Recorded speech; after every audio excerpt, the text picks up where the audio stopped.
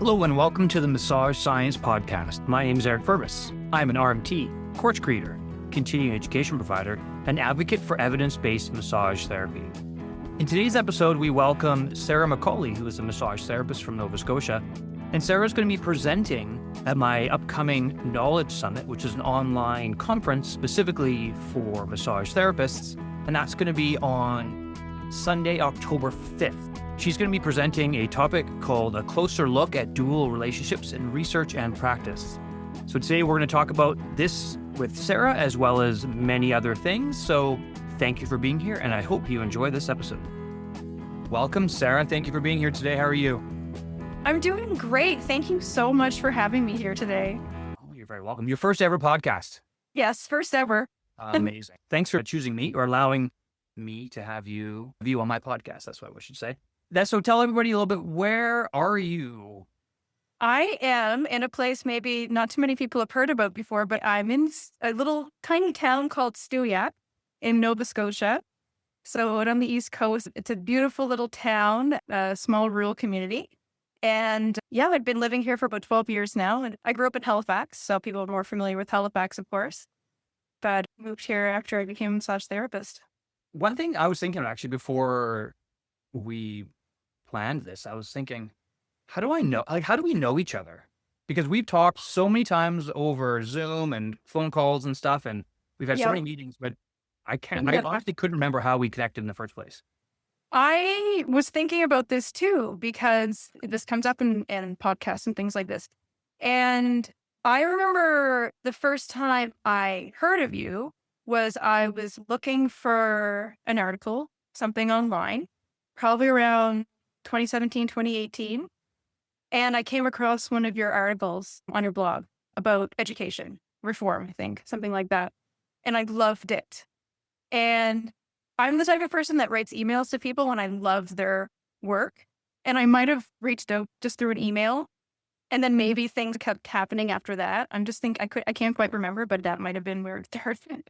Nice. That does make sense, because the first article I ever wrote and put out there was called It's Time for Curriculum Change in Massage Therapy. That was it. Something like that. Yeah. Might be a couple words difference there.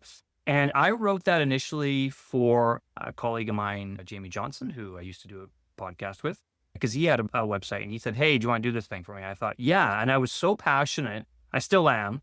But at the time, I was just fresh into kind of finding my voice and getting stuff out there. And I wrote that for his site. And then probably a year later, I created my own website, which no longer exists, but ericpurvis.com was my old website. So if you go to that old one, it'll take you to my new one right now, which is the cebe.com. But I put it on there. It was the first article I put on that site. And can't remember how many reads I had on the thing, but the thing was getting hundreds and hundreds of reads per month and visits. And it was really popular. And it got published in a couple different professional magazines. I think even as far as Ways New Zealand had it. And I think another one in Canada, I can't remember which one of them, maybe Massage Today or Massage something, might have taken it on too, and it got published. And so that was a really popular one. Yeah, it was great. And it was interesting because it came to me at a time when I was really needing it and really ready for it, because leading up to, I guess, 2018 to 2019, I needed to get back into school. I needed a challenge. I needed something new. And that was what I was feeling at that time. I felt we need more substance. Higher education is a very good goal for massage therapists. We should be doing this. And it really spoke to a lot of the things I was thinking about at that time. It just reinforced me and gave me that sort of push to apply to go back to university, which I did end up doing in 2019. That's awesome. I didn't know that. Yeah. That's fantastic. It's so funny when you do podcasts or you do blogs or you have content out there, you never really know how it's going to resonate with people. And so it's always really encouraging to hear that, this resonated with you and it helped to inspire you to do something else. As we were talking off air, sometimes you don't always hear the good stuff. Yeah, that's what I love to write to people and tell them how much I love their work. I started doing that years ago, but I just so deeply appreciate a piece, a book or an article that resonates with me or that changes me, because I love reading. And I think authors need to hear that. And there was another piece of that time by Monica Noy, who I know you know very well. Yep. And he had written a piece for Massage and Fitness magazine about critical thinking. And I wrote to her too, and I said, I just love this piece. It is exactly what I needed to hear. And it was another one of those pieces that kept propelling me in that direction of going back to school and learning more and thinking about my thinking and all those things. And so they were really like, when you write a piece like that, you don't know who it's going to reach, but oftentimes you might not ever hear about it, which is too bad, but it does reach people and it does impact them in big ways because it did impact me in a big way. That's awesome. Yeah. Monica's great. Her and I, around that time, we taught a course together a couple times in Toronto. And I think maybe 2 or 3 times we did a course there together. And it was funny. If I think back now to how we thought at the time, like we were like, we're just going to change the world. Everyone's going to learn this stuff, and they're going to be better critical thinkers and be more up to date with the content. We're going to get rid of the pseudoscience. And you have these hopes and dreams. And I still like to think that, but I'm more of a realist now, understanding that it's not that easy. It's a long road. It's a long road. Like, we're trying to change a culture, or like we're trying to change an entire society and belief system for a profession. And I think that is where the hiccup is, that we know that evidence and research doesn't change people. People don't react or don't engage with things logically. They engage with things emotionally. Yeah. And over the years, trying to challenge the status quo with, here's some, I'm going to say less wrong information, because you never want to say these are facts, but they're less wrong than what we currently know. Some people are like, I don't care. That doesn't change. I'm still going to go. And some people will be like, oh, let me think about that. But that's a small percentage. But if you went and tried to appeal to someone's emotions, you can get and say, everything you think you know is wrong. This is all hot garbage. Yeah. Well, some people are going to be like, oh, what? I want to learn more about that. But you're going to have just as many people that it's going to backfire. They're going to say, hold on, you're crazy. I hate you. I'm going to go and I'm going to be further ingrained in my beliefs. And I'm not really sure what the magic solution is. I don't know, patience. Anybody does. The students keep planting those seeds. I think it's just a slow thing that you need to keep believing in. It's hard because you think you might want to give up on those things too. Yeah. But it is a slow thing. And if you can hang in there, you do get to see the fruits of your labors at some point. Yeah. More and more. I'm not giving up. Don't give up. Please don't give up. I like doing this stuff too much. And sometimes I try to be like, oh, I'm going to do something else. And I think, no, because I really enjoy doing what I do, and being able to connect with people like yourself, like across the country and across the world. Awesome. It sounds fantastic. This kind of goes like into the conversation about today, and what we're going to talk about a little bit more is your topic of dual relationships. Yeah. Research and practice, because this is something that there's a lot of belief. Yes. There's a lot of kind of traditions that you're pushing against. Yeah. And I guess the thing that I really want to explore today with you is that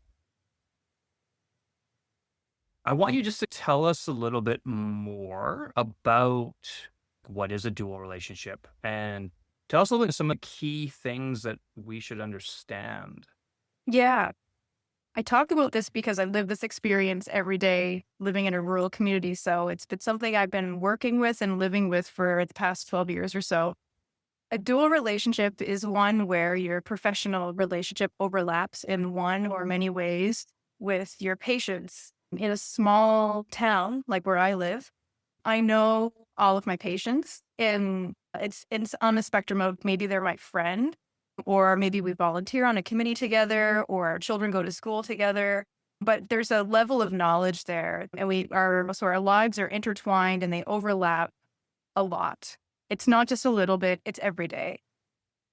In our ethics courses, we learn that dual relationships are inappropriate and unethical and incredibly difficult to manage, will inevitably lead to harm for the patient and potentially for the provider too, and that the best advice is really just to avoid them. And that's great if you live in a highly populated area. But even in a highly populated area, you're still going to find tight-knit communities where dual relationships are just going to happen or they're going to be preferred. That just doesn't work for a person working in a small community, or think about the more remote you are, geographically isolated. It's not happening. You're definitely treating your family and friends and places like this. I want to make a point that I'm not talking about sexual dual relationships at all here. It's just dual relationships with socially, through business, friends and family in particular, though. But so that's a good distinction to make. So yeah, that's a little bit of an intro there. And it's such an important thing to talk about. And this is one reason why I was so happy to invite you to present on this topic to the Knowledge Summit, was because you recently were working on a paper. Yeah. This. And I thought this is such a fantastic thing because, what are you supposed to do? Not every RMT across the country lives in an urban environment where they have that luxury of saying, I can't treat you. Yeah, go see my colleague or whatever. You just not. So let's use you as an example, Sarah. So in Stewiacke, what's the population? The 2021 census put us at 1,500 people. And I looked up online recently, we're estimated to be about 1,800 right now in 2025. We had a bit of a population boom over COVID. A lot of people were moving to the country. And we actually had, quite a few people move here. But so it's not a lot of people. Yeah, that's a 20% population. It was the highest in our province. It was unprecedented, actually. And there's a pause on building and stuff here because we just don't have the infrastructure for it. Of course. Yeah. And it put all the prices of the housing up, of course, and everything's just super unaffordable here. And we moved here because we wanted a country life, a quieter life, and it was affordable. But we couldn't afford to move here now at all. Oh, wow. It's better everywhere. But yeah, that's like that too in Victoria where I am. Like, where I live, I don't know, like it'd be impossible for us, unless you're very wealthy, for an average person to buy like that traditional single family home. Yep. So it's a good thing we love our house because we're not selling it. We could afford to buy it up. That's the thing, isn't it? So so it's regressing here. But so there's 1,500, maybe 1,800 people there now. And you probably know or are friends with a good number of them, because not only am I friends with people, my husband's friends with people, my children are friends with people. So this brings a lot of people into your life. And I'm not like a bit of a hermit. This is different for everybody too, depending on how social you are and outgoing and involved in your community. That's going to look different for everybody. So for me, who's a bit of a more reserved person, but I do volunteer quite a bit within the community. I really believe in that and I enjoy that. I might have less sort of friends or connections, but I overlap in some way with everybody that I treat in here. There's just going to be that. It might change in a year from now, depending on how our lives change as our children grow and as new things happen. And that's not static either. Well, it just makes sense. As if you stay long enough that you're going to make new connections, new friends, new people are going to enter your life. And ethically, you're not supposed to treat. So what are you supposed to do? Yeah. So you were saying that it's basically the ethics teaches us that these dual relationships are wrong. We learned that in massage school. Yep. And I'm assuming MTANs Scotia has rules. Do they have rules about relationships? Yeah. Yeah, we have it. There's a lot of things that kind of progressed along the way of me thinking and writing and doing everything about this. But one thing that changed in 2021 or 2022 was that our code of ethics changed and the phrase avoid dual relationships became part of our principle 3 of do no harm. And that was not in our past iteration of our code of ethics. So this was a new thing. And it was also brought up in a practice standard around boundaries. And I understand why it's there because it's within our ethical teachings. It's to protect the patient. I'm all for not causing any harm. But there is no context for that. And this is a province where most of us live in a small community outside of Halifax. And even in Halifax, it's not that big of a city that you're not going to have some overlap rate. You know what I mean? To see that and to know what it points back to, when you go back and you look at whatever ethics text you were brought up on, there is some discussion around it being a very poor choice. You're probably not going to be able to know how to manage it. It isn't compatible with patient-centered care. These are not the experiences that I'm having in this context at all. I'm having excellent experiences, and I had to teach myself how to do it, because since our best advice is to avoid it, we're not teaching people how to do it. So that's a problem. That's a huge problem. And it's, if we look at the kind of traditional ways that society has done about things that you shouldn't be doing, well, just avoid it. It's like this abstinence approach. That's exactly what it is. It's an abstinence. Has that ever worked for anything? It doesn't work for drugs or alcohol. It doesn't work for smoking. It doesn't work for sex. It doesn't work for, I don't know, every kind of thing that humans can do. The abstinence approach, just avoid it, doesn't work very well. But what seems to work well, and this is a question for you, but is education, right? Education. People that are educated about a certain topic, they can then make informed decisions. They can make informed decisions about, should I smoke? Well, I know the risks. I know the harms. I know there's no benefit. Yeah. But if you just saying, no, don't do this thing, it doesn't work. Yep. That's right. Why would that approach be any different in a dual relationship? It just doesn't, it drives me crazy here. I'm just always so shocked that this hasn't been talked about a lot before. And I think probably one reason is that if you look to other areas in healthcare, it's still the norm to see this type of language and to see this as a value or a principle within codes of ethics and standards of practice. But when that wording came up in our own code of ethics, it just was the kind of the last straw for me. I was like, I could handle it before, I could rationalize it, because I was always coming back and forth with it. Oh, some days I feel like I get negative feedback about it from peers who just don't understand, but I can rationalize it and I can live with it and I'm doing the right thing. But when I saw it in our code of ethics, that's when I saw it. And also because I was in school at the time and in the sort of mode of critical thinking and doing research and writing a lot, which was so beneficial at the time, I was like, oh my God, this has to be happening everywhere else. In every other health profession, are they writing about it? And yes, they were. They've been writing about it for decades. I immediately, upon accessing and reading like one of the first papers around dual relationships, I just felt seen and understood and supported for the first time ever. And it was wonderful. Your experience was validated. It was so validated. Like, oh, everybody else is feeling this. Everybody else feels like there's not enough education, that their practice is completely misunderstood. It's not valued. That the things that we're doing here every day, we're really working hard to check our biases, to make sure our patients are safe, to just really care for them in the best way. And this is echoed throughout nursing and medicine and social work, psychology, all the health professions. And to see that other people working in small spaces were feeling the same way I felt, it was great. I said, yeah, I need to do something with this. I think it's great. So why don't you tell us a little bit about, go into as much detail as you want, about the research and practice with other healthcare professions, and how are they, what's the word, negotiating or working with dual relationships?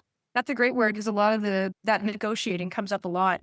We negotiate the dual relationship, the overlap and the amount of overlap that we have and that we're comfortable with our patients, like on an ongoing basis. And this is happening in every other area of healthcare.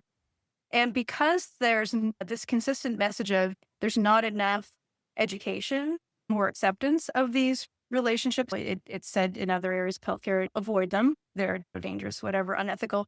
So because there's a lack of education, healthcare providers are coming up with their own ways, and they're all ways that I do it. And it's not that they're difficult, really. It's honesty and communication and caring and talking and having an ongoing conversation, and saying, when a new patient comes in and I know them, I just say, I just want to make sure that you're comfortable with the amount of overlap that we have here in this community. I'm always here for an open conversation. If anything makes you feel uncomfortable, let's just talk about it. It's just being human.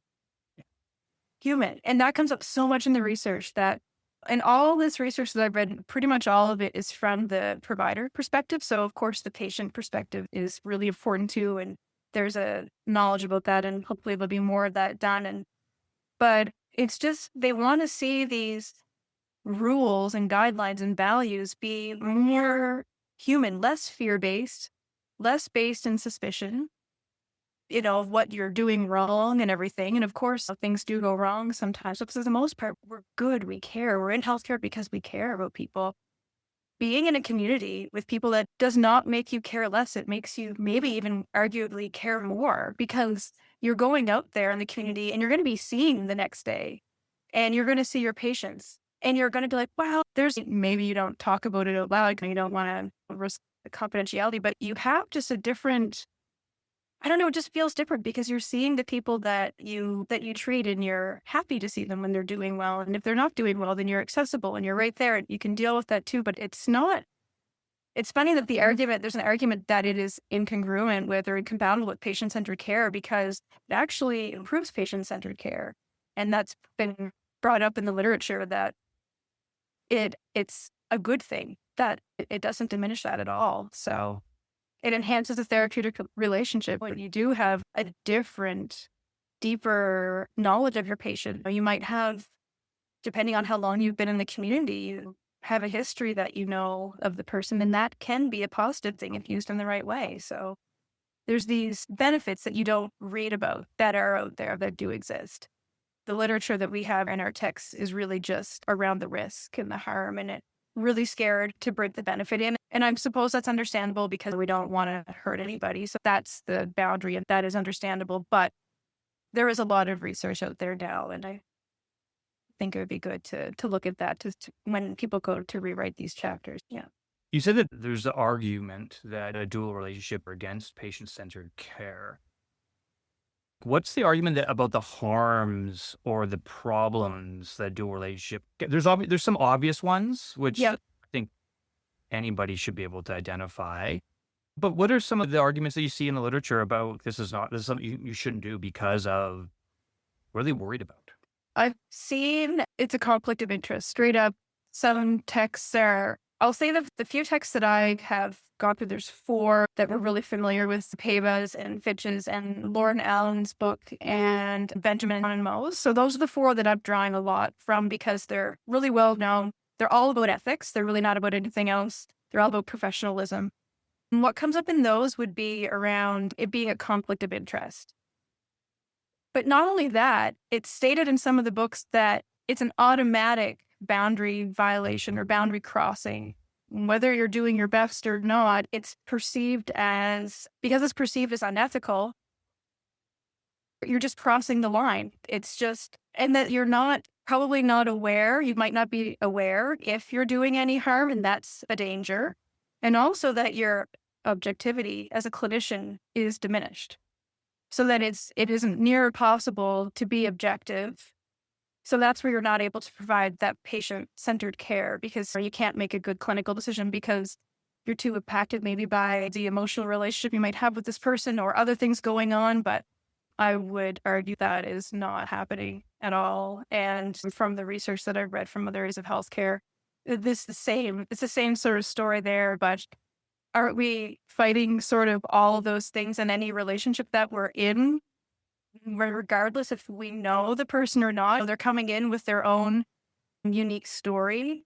Anything that they say could make us feel emotionally charged, more or less. For sure. We all have our own backgrounds and history, and our job is to treat each patient with respect and care and to listen. And no relationship is devoid of emotion. And then putting up those boundaries, really strict sort of professional boundaries, can be seen by some people, no matter what context you're in, as you being cold and uncaring too. Yeah. That's the thing that I find is happened in our profession. I speak more about BC because that's where I am. But over the years, there's almost been this mechanistic approach. If someone starts talking about emotions or life or problems, we're supposed to just redirect them back towards why are you here? Yeah. About your shoulder. I remember a couple of years ago, our college had to make us do some online course. And for the life of me, I can't remember what the heck it was about. But I remember that was one of the things that they talked about there was this person came in, I think they had shoulder pain, and they were talking about, they started going off topic. And the right answer for the therapist was try to redirect them back to their shoulder. Yeah. But not treating the human. Not treating the human, not treating the person in front of you that might need to say, they need to tell you their story. Yeah. No, I totally. And I think a lot of the worries that regulators have is because we are not, as a profession, we're not educated or trained in a lot of these softer skills, which are actually harder skills, things like interviewing, listening and stuff. There's probably, this is a huge assumption here, so I could totally be wrong, but I'm assuming that the regulators are worried that we're going to step out of our scope of practice. If we don't just focus on like the joint or the tissue or we start focusing on the human. Yeah. Now, I would say that I don't agree. I think their worry is, I can see how there's a worry there, but I think there's more things to be worried about than that. Way more things to worry about in the profession. But moving the focus away from treating the human, to me, seems unethical. Yeah, it does. Speaking of ethics, the ethical is we should do no harm. Yeah. And we should have informed consent. Yeah. Key ones and there's other ones, obviously, but those are the key ones that I always come back to. And then you have to treat the person. You have to treat the human. So if you have a dual relationship, so using that as an example, someone comes in and you're the only person in that town that could potentially help them with whatever's going on. Why would you say no? That's the worst thing you could do. Exactly. That's not patient-centered care. That's not in their best interest, and that's potentially doing harm. So by saying you can't have a dual relationship when you are maybe the only person in the town, that's not ethical. That's not ethical. Not at all. Well, I remember when I first moved here, and I was practicing in the city for a year and a half or so before I moved here. I'm not really cluing in that moving to a small town was going to put me in the position of just being in the middle of all these dual relationships, and I hadn't had that experience yet. And I remember thinking, if I say no, that's wrong. It's a barrier to accessing care. People have the right to access care and in their own community if it's available. And so that always struck me as a really big problem. But I remember talking to another massage therapist, the only other one who was in town at the time. And I said, how do you do this? Like, our books say we can, and it just feels so wrong. And she just said, you just do it. You just do it because you have to, but you just do your best. Yeah. And I said, okay, I'll just go with that. And it's always been a good experience because it's always been led with honesty and integrity and all of those things that you would want in any interaction. And that's what in the research too, is that all these healthcare providers have their own way of interacting with people, and everybody might be a little bit different, but it's just based on talking, like saying, this is the situation that we're in. Are you comfortable with it? And more times than not, the person wants to be in that. The patient chooses it. The patient's very comfortable knowing you. It actually provides them with a foundation of trust because they know you already. And trust is so important, and it takes time to build up. But when you're actually seeing a provider that you know, or you're getting to know, that trust is already there. And we know from some research in massage therapy that psychological and physical, the trust kind of helps relax us and can help us have better outcomes in our treatment. And that's like of course it is. But it does work really well.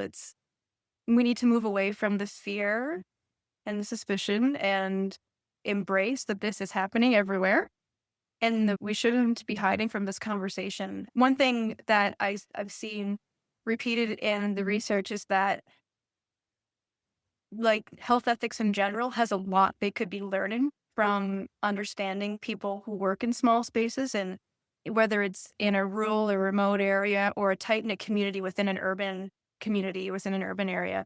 There's a lot of great stuff that you could be learning about these complex relationships and how they're managed well, because there's no epidemic of harm, or it would be shut down. Oh, because that was one of the questions I had is when they talk about, you're saying that there's this risk of harm and having a dual relationship is bad. But is there any evidence to show that these dual relationships actually are causing harm?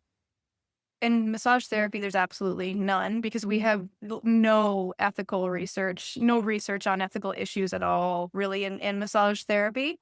And outside of massage therapy, it's stated that it's greatly overstated the risk of harm. There's always a risk of harm, but it's not what people think it is.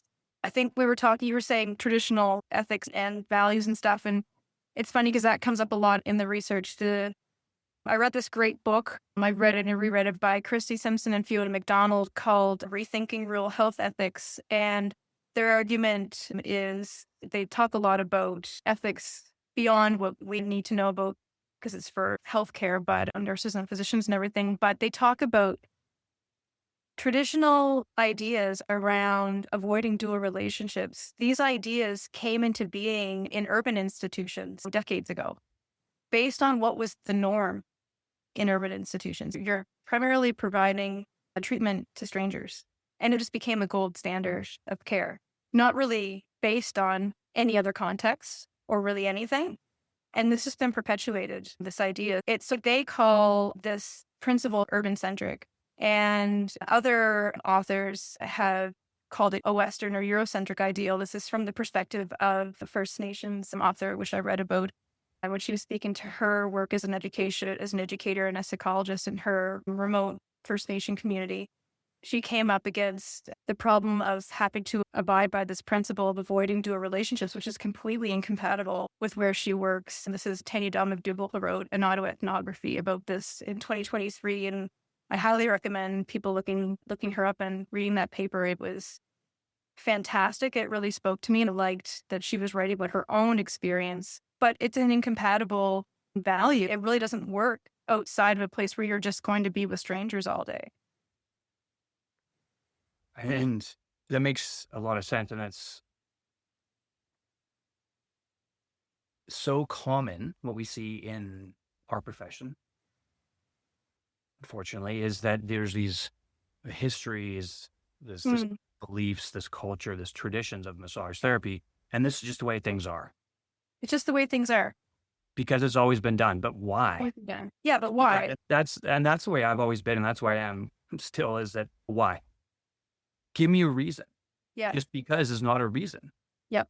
Give me a reason to say, so we use dual relationships as an example. They're bad, they're wrong. I can understand that there's risks. Yep. But telling people to just abstain.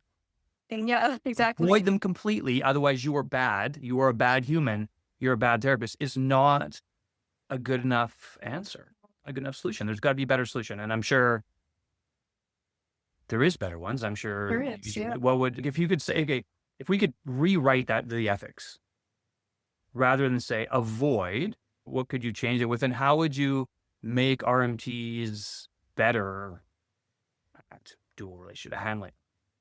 Just using all the general principles of a interaction that you're having, like in the therapeutic relationship. You're asking for permission, you're being honest, you're listening, you're informed consent, all of these things. There's nothing different or secret or anything like that. It's respect and honesty and creating boundaries together and understanding that there needs to be boundaries, but yeah, creating that together. That a lot in the research that these boundaries are co-created with patients in small communities. It's interesting because in some of the texts, like in Benjamin and Sonnemoe and the Ethics of Touch, they note, like, they have a pretty big chapter on dual relationships, so it's really good. But they do note that in rural areas or small areas, you're going to come across them more than in urban areas. But I never see anyone make the point, then how can something that seems so wrong, and you're telling us we probably don't know if we're doing it right. We might not be mature enough to do it. It's going to be hard or confusing at some point. How can something that is so wrong here have to happen still? What does that make my practice look like? Am I just an unethical, bad practitioner because I'm out in in the middle of nowhere doing whatever I want. And that's just fine too. I don't understand that I can't reconcile that. And with this thing, and this is really interesting to me because this is a topic that I've never heard anybody in our profession talk about before. Neither have I. Not in this context. Not like this at all. Like I really haven't. You're right. I commend you for that and for working on it and hopefully getting a paper published soon on it. Me. What you said, though, is basically respect, honesty, creating boundaries. This is something that could easily be incorporated into massage therapy education. Yeah. We take all those PD courses, no matter where you go to school in the country, there's always PD courses. And I think most of us would agree a lot of that PD content is not very helpful. No. And it's to be better utilized, the time. Yeah. Positive language. Why could you not have a day or use this as a lesson or two on managing dual relationships? Yeah. And I hope somewhere out there in some school this is happening, depending on, because we know the education is so variable and who knows who your teacher is and what their personal experiences are. So I hope people are talking about it. I know I personally didn't get a positive conversation about dual relationships when I went to school. But yeah, it shouldn't be hard to incorporate. And with all of the research that's been published, bring a couple of papers in when you're talking about, if you're still teaching from texts that haven't in their next edition updated any of this information based on research, bring a few of these pieces in and get people to critically think about it. Read it. It has to be required reading as far as I'm concerned, because there are so many of us that are going out there and moving into a small community, or we're in a tight-knit community in an urban area, or we're in a rural community, and we're scared and we feel othered, because when you try to talk about it to people that don't understand, they give you a side eye and say, you're doing something very wrong. You got to stop doing that. From our perspective is, you don't understand. This is not the way that we're taught this. It's actually, I'm having a very positive experience, and so are my patients. And we're doing this very well, and it's very healthy. And there are boundaries and there are confidentiality, and it's actually not that hard to manage. What's hard to manage is going back and reading those books and hearing what an unethical person you are for doing something that you have to do. That's hard to manage. Yeah, you basically feel guilty for doing. You feel guilty all the time. And when I read the book Rethinking Real Health at Bix, I did what I always do and contacted the authors and said, "Thank you for this book." This book took an immense weight off of my shoulders as a provider. And I read this back in probably 2022. And to my great luck, one of the authors, Chrissy Simpson, works at Dalhousie University, and have been able to talk with her on several occasions about her work. And I've said to her a few times, I just can't tell you, I didn't realize how heavy that weight was on me over the years, where I was doing my very best and always checking in, but still to go back, any sort of guidance that I wanted to seek was just around the negativity and the wrongness of being in a dual relationship. And that was harmful. And it is harmful. And that's one of the many reasons why we need to have a research-informed and evidence-informed conversation about this, is because it does cause harm to the patient and to the provider. Oh. When you work in a small space, you want to feel comfortable integrating into that space. There are people or participants that I've read of in the research that they really struggle with, what is the level of integration that I'm allowed to have in my community? I want to feel free to join a club and to go to church and go to a community center and go out to a town council meeting. But you really feel limited. And we are already in an isolated profession, a very isolated profession. And this is just even further isolating. So that's a big problem, I think. And I've felt that. One thing that I don't think gets talked about enough in the profession is the isolation of it. A lot of it. Even if you're working in a busy clinic. I worked in a busy clinic for part of 12, 15 years, something like that. It was still very isolating because you're alone with somebody. So I couldn't imagine the isolation of just profession. Yeah. It's weird because you're with people all day, but it's isolating because it's different. Yeah. Different. So people are think it's our massage therapists. They understand what we're talking about. Yeah, they do. Adding to that, compounding that with an isolation of having to avoid those relationships in a small community, a small space, it would probably, I imagine, make you just not even want to work. or just do something completely Well, different. It just gets you out of the profession. I've been through that too. Do I want to do this? Because I like having standards and I like having something to measure myself against, you know what I mean? And when you don't see your practice environment reflected in those standards, it's really difficult.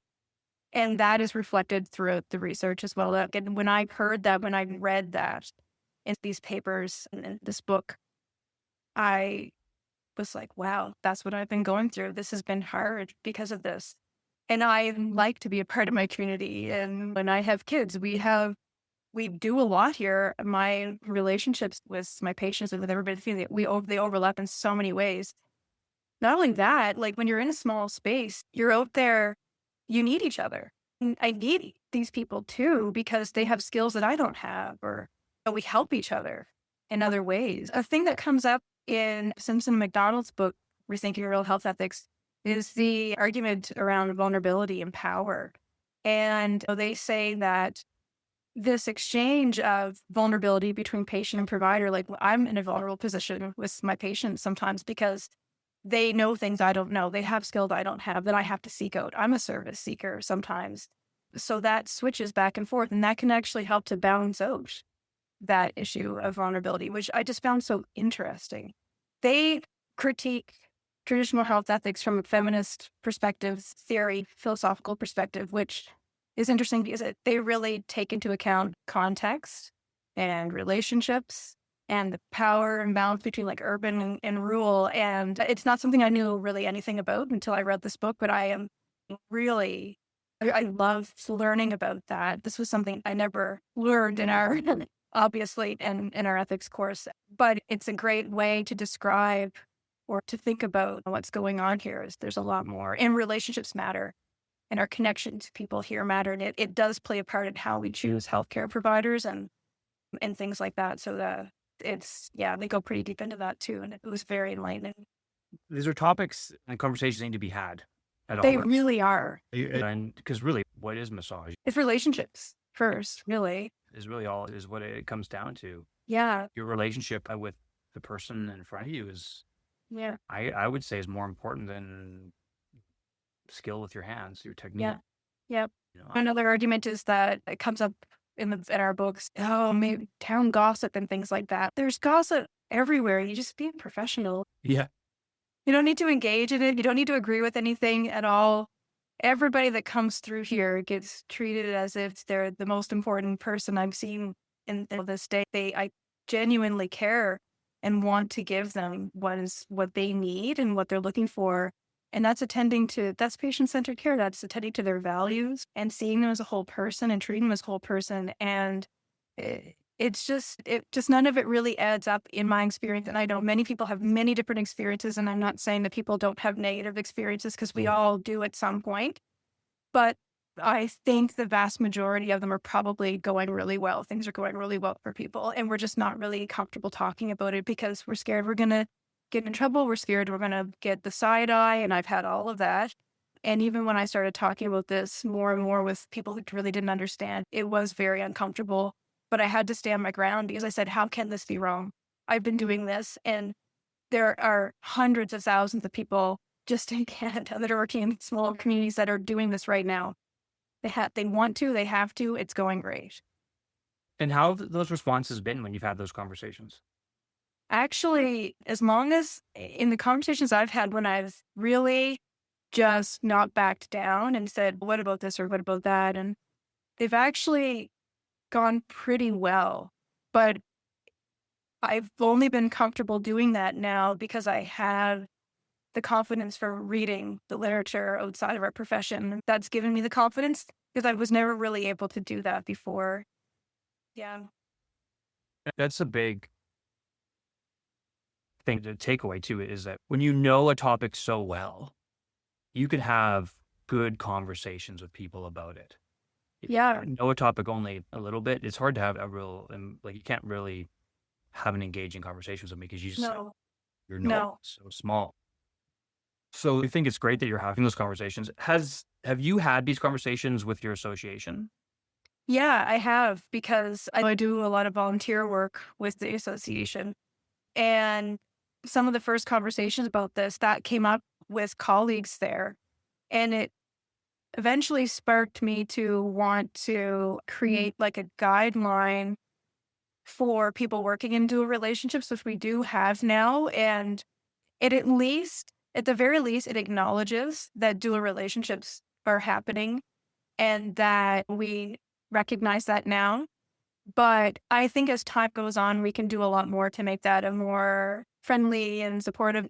But at this moment, it is there, and it is acknowledging that dual relationships happen, and just gives a little checklist of how to work within that from our sort of ideas around ethical values and standards and communication and things like that. But that gives me comfort to know that's there, because before we had nothing like that and we needed it. And I'd like to see that everywhere.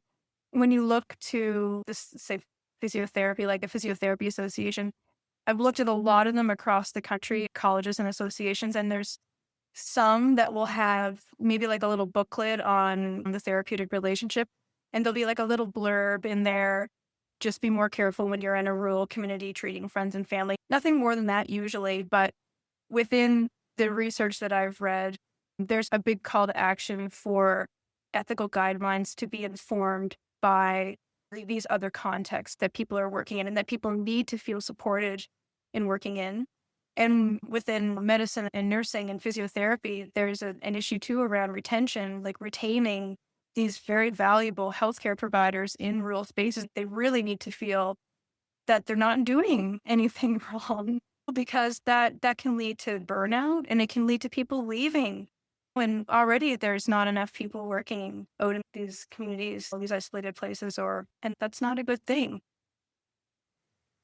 Yeah, the last thing you want to do is push people away. Yeah, Particularly when these relationships are unavoidable. They're normal and expected. That's the thing too. It's funny when I first started working and was talking about this with people, not that everybody has this general knowledge anyway, but they're like, I don't care that I know you.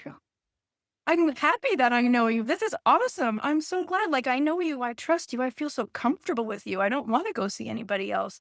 And this is echoed throughout the research as well. It's expected. It's normal. It's inevitable. Dual relationships are already part of normal healthcare service. They're already there. Been there forever. And it's not going to go away. No way. No. I live in an urban area, and it's huge. Victoria, I think the greater area is probably just shy of 450,000. But I grew up here. I can't go anywhere without knowing someone. Or like I have it drives my kids crazy, but I got like a 2 degrees of separation or less, or like I know you, or I swear no more than 2 degrees of separation, and I will know somebody, whether it's from soccer, which has been a big part of my life, whether it's through work, whether it's through university, whether it's through high school, whether it was through friends or friends of friends, whatever. You can't avoid it. You can't. My practice, I would say not everybody, but a large percentage of people that I had when I had a full-time practice were people that I knew or knew me from somebody else. So there's always going to be, you can't really separate that. No. And here in Nova Scotia, we have like maybe 1 million people now.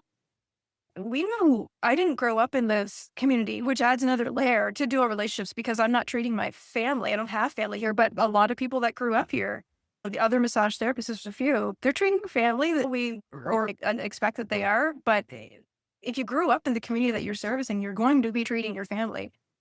But even in Halifax, it's not a huge city.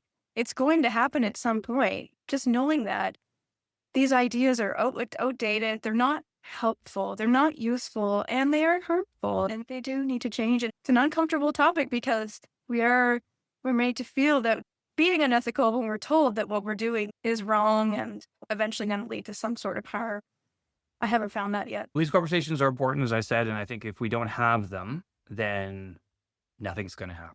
Nothing's going to happen. And that's the thing too. And I'm always inspired by that. This is talking about these things and putting these ideas out there. It's supposed to happen. This is a natural and healthy part of engaging in your profession. It might be uncomfortable to do at first. And I know I've gone through a lot of feelings around that, but this is helpful and people need to hear this, and we all need to share our stories. There was a narrative review that came out in 2023 by Sumer and Arnold, and they did a review of the literature and gave a little schema for decision making around engaging in dual relationships. And one of the things was to reflect on your challenges and successes, and to share your stories with people and to help other people. And that really, you want to support other people that are in these positions. We need to support each other. We need to talk about this and need to know that we're not, encourage each other to do our best. Yeah. So when you're doing your presentation in October, is there any specific key things that you're going to hit? I'm working on the presentation now. I think what I want to do is pick out a few key pieces of research that really did something for me and just do a bit of a deep dive into what the findings were and just talk about that from my perspective too. That where I'm going with it right now is, and then give good reference lists for everybody at the end of it to do their own reading and their own thinking. But really it's to open up the conversation and to say, let's start talking about this and supporting each other and see if we can bring some change to the ideas and the culture around this and introduce the literature, the body of literature that's out there. And yeah, I guess just see where it goes from there. But I will be looking at a lot of these papers more in depth and talking more to the specifics of them, which I think would be good. Yeah. Fantastic. I'm excited. Yeah. Me too. I think it'll be great. And at the very least, these conversations are starting. Yeah, they're starting. Hopefully this will lead to others asking similar questions or having these conversations. And like you said at the very beginning, you found me because of an article I wrote back in 2016. And conversations happen because of those. And sometimes that might inspire some positive change. And so hopefully this will be something similar for you. I hope so too. There's a lot that can be done here. And the books that we have are the great texts. They just need, like any other, you could pick any other topic in them and say, well, this really isn't maybe how it is now, and we need to evolve a little bit. And that's the goal with being on that professional trajectory, is it not staying stagnant, and to evolve and to bring new ideas in and to recognize that there are a lot of different ways of doing things that are appropriate. So, yeah. That's a perfect way to end it. Sarah. Well, great. Thank you very much for being here, and we'll talk soon. Well, thank you so much, Eric. Talk soon. Thank you for listening. Please subscribe on your favorite podcast network so you can be notified of all my future episodes. If you enjoyed this episode, please subscribe and share it to your favorite social media platforms. A full listing of all my courses, blogs, resources, and podcast episodes can be found on my website, thecebe.com. If you'd like to connect with me, I can be reached through my website or send me a DM through either Facebook or Instagram at Eric Purvis RMT. If you really enjoy these episodes, please consider making a small donation. This can be done by clicking on the support button or heading over to buymeacoffee.com/helloob.